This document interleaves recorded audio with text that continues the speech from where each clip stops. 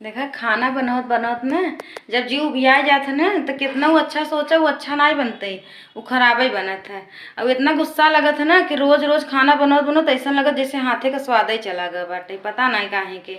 ये बदे जे खाए वाले हैं ना उनहु के एडजस्ट करे चाहे, कभो कभो बाहर खाए लेवे चाहे कभो बहरे से ले आए के खाए लेवे चाहे, जरूरी ना बा कि रोज घर ही में खा।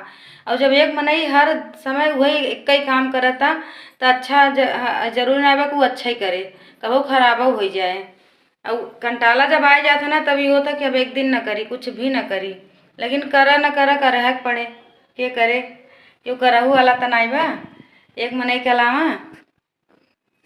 और सब कहीं ही ना पहलवा अच्छा बनवत रहीन, अब इनके पता नहीं का हो गया बा।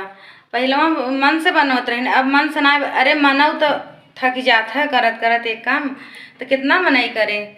जब वह मन एक बारी लगत है फिर मन एकदम ऊब जात है कि अभी हो तो एक कुछ न करी।